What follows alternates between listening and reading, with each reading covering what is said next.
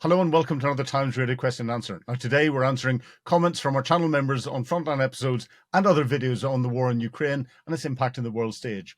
I'm Philip Ingram. I present Times Radio Frontline, but I also commentate all over the place on all matters geopolitical, defence, terrorism, cyber security, and anything else that people ask me to. And as you can see, I'm slightly more casual today than usual because I'm doing this from home, which is a novelty. So let's get straight into your questions. First one on points. First one comes from Brendan. And Brendan, you say, question for Philip. Me. Sorry if the question is a bit outlandish, but it's been going through your mind for several months. Folks, no question is outlandish, and there's no such thing as a silly question. If it's in your mind, you can guarantee there are hundreds of people out there thinking the same thing. But so you have the bravery to come and ask it, and I will endeavour to answer it. And if I don't answer it right, please pick me up and correct me. But here we go. Is there a possibility that Russia is sending drones into NATO airspace to appear to Russian citizens that Russia is defending itself against NATO and acting in retaliation against NATO? And then secondly, is there any weight in the possibility that Putin is trying to somehow force a NATO invasion of Russia in the near future, 5 to 10 years, knowing that the Russians in general fight much better in their home field? This would then allow Putin to conquer the Baltics and possibly other Eastern Bloc nations. I'll start with the second one first. 5 to 10 years is Russia's planning time, and you're right, in a short-term planning time. Whether Putin's going to be around in 5 to 10 years or not, I don't know, but his successors will be thinking along that. And I think they would love if NATO attacked into Russia, because that would allow them to constitutionally start to use an awful lot more tools, including their nuclear weapons, which is why attacking into Russia directly will not happen unless there is greater provocation, because it would drag NATO into the war, whether that be this year, next year, or in 10 years' time. NATO nations would, and I know the way the diplomats vote on this sort of thing in the North Atlantic Council, the NAC, they would... It would take an awful lot to get them over that line, and it would take Russia to attack in, first of all, and Article 5 to be called. So I think we're some way off that. But yes, I agree with your sentiment. It would be a Russian ambition to try and stimulate some form of NATO aggression into or against Russian interests. More than just supporting Ukraine. And then getting into your first point, is a possibility Russia sending the drones into NATO airspace to appear to Russian citizens. I'd agree with you on that if they're backing it up with a lot of information saying that it is us that is doing it, so that whether that be overtly or on back channels to Russian citizens that are across Europe, but they're not doing that.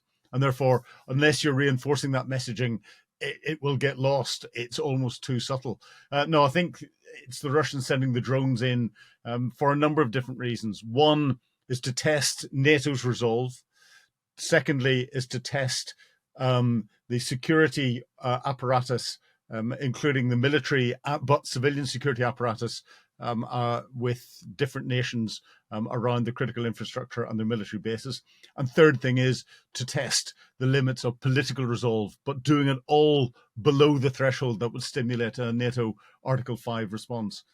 So that's more likely as to what they're doing. Within all of that, the final thing that Russia's doing is gathering intelligence. As they test all of these, they can see the reactions. They will have people on the ground monitoring it, and they will be recording that and noting it for potential future operations. But good question, and it's got me thinking. Next question comes from Lars. Lars, you say oil pipelines will freeze this winter, so the energy sector will require huge investments to restore. Right? Even if Putin gives the order to nuke a city in Europe, I think very few would follow the orders, would they? Well, I think if Putin gave an order to nuke somewhere, I think he's got the ability and the support for those nuclear weapons to be powered away and to start to do something. So I think his military commanders would do as they're told. And that's the worrying thing.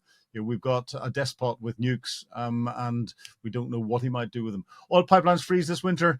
It's more likely that a lot of the centralized heating systems that are used in the different old Soviet accommodation blocks and everything else will burst, and it'll cause real problems. And lack of electricity will cause huge problems across Russia. I don't think the oil pipelines will necessarily freeze. I think they've got mechanisms to stop those going. Otherwise, they wouldn't have built them in the way they have across Siberia. But you may be right. I am operating outside my area of technical knowledge. But there will be energy problems across Russia, certainly this winter. And Putin is becoming more and more desperate, I think. Next point comes from Liberty and Justice. And you say, it will be interesting to see the economic and social impact in Russia of pulling more of its men into the military. I doubt there will be substantial military impact. I agree with you in the latter. I don't think there'll be substantial military impact unless Russia can change its training regime and get its troops properly trained to go to the front line.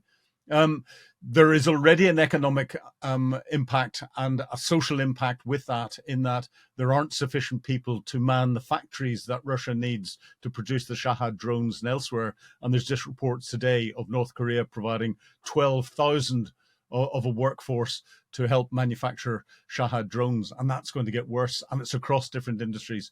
We're hearing reports of Russia's tank manufacturers having to cut their workforce by 10%. That's because of the economic woes that are in. I think the indicator of things getting really bad is whenever Putin's recruiting team starts to go through Moscow and St. Petersburg and taking more of the middle-class Russians that are around rather than the masses that are out in the different regions of the Russian Federation.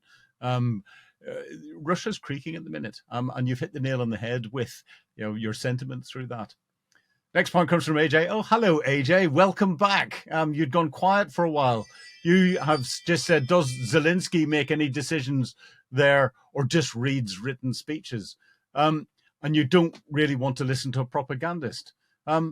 AJ, I'm not a propagandist. Zelensky, I'm sure he writes his speeches down because most politicians do, and they'll get them projected in front of them and then read them out. And I'm sure he's got people writing his speeches for them. But I think your sentiment is he just putting verbiage out that is handed to him by the Americans or by NATO?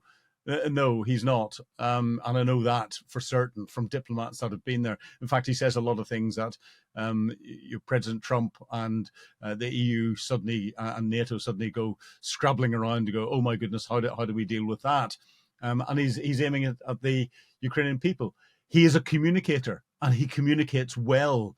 He's a leader and he leads well. He goes to the front. He actually does go to the front line. He doesn't just go to a film setup that other leaders that are involved in the other side of the conflict do to try and pretend that they're in the front line. And Zelensky actually meets real soldiers instead of meeting actors that are pretending to be soldiers. I've seen them, the same faces, be doctors, be refugees, be civilians in the background, be soldiers in the hospital, and everything else. So, yes, it's interesting. And AJ, from my perspective, as an intelligence officer, you have to remain balanced. You have to give something that takes into account a view from both sides, and you make an assessment. Your assessment is not coloured by anything political at all. Otherwise, you can't do your game from an intelligence perspective. There are some NATO nations that do allow their assessments to be coloured by political direction. I never have done. And that has resulted in me getting more bollockings than you can imagine whenever I was talking to senior officers, and I always refused to change my assessment unless they could convince me I was wrong.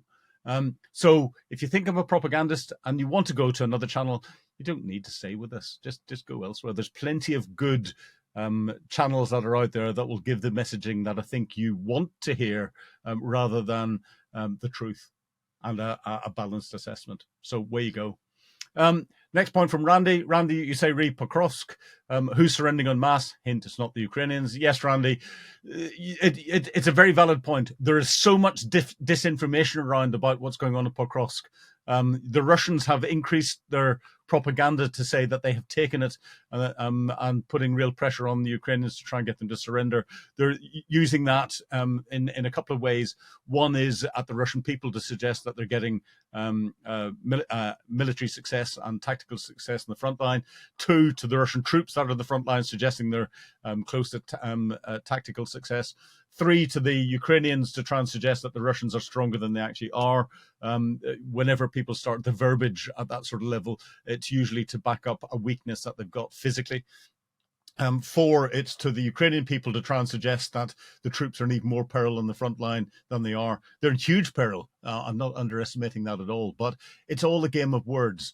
But whenever you see the words increasing like that, it tends to mean that things aren't going right for the side that is coming out with the verbiage. AJ, please note. And things aren't as right for the Russians as they think they are. Putin wants this done before the winter cold comes in. I don't think he's going to achieve Pokrovsk by then. But even if he does, it's not a failure for the Ukrainians. They have held the Russians there for the last 18 months and caused massive casualties. I think the assessment is over 135,000 alone in Pokrovsk. Is the pile of rubble worth it? It's not tactically, operationally, or strategically important anymore. And I'm sure the Ukrainians have got more defensive lines where they can hold them again, like they did in Mariupol and Bakhmut. So, yeah, interesting point, Randy. Well made. Final point comes from Marty. Marty, you say, Dan, Francis seems very optimistic. This ends next year. I do not think so. Remember, Syria was all indicating collapse, and they still kept going for another 10 years. Not saying that Putin could drag on for another decade, but years and years. Marty, you're right. Diane was, and I agree with you, I think overly optimistic that this will end next year.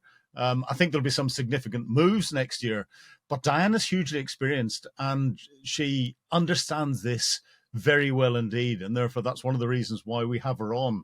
She's a wily, experienced individual who has got her finger on the pulse. And it's great to hear different views because none of us are ever going to be right.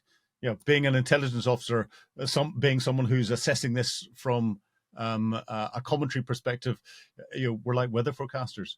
You're going to get it right some of the time, but you're not going to get it right all of the time. But we can still keep our jobs doing it, hopefully. And that's where we get the balance. And Diane's views are ones that I take seriously because I respect her enormously. But like you, I agree that she's being overly optimistic, saying it's going to end next year. If it does, it'll be because Putin's collapsed and those that are around him have collapsed. So let's see. But anyway, thanks for watching this week's question and answer and posting your questions. Remember, if you want exclusive access to our videos early and to have your questions answered, to be able to get them in there, please sign up for Times Radio membership. And of course, you can get us in any of your favorite podcast channels. Just type Times Radio Frontline and you'll find us there. I'm Philip Ingram. Thank you for listening. Goodbye.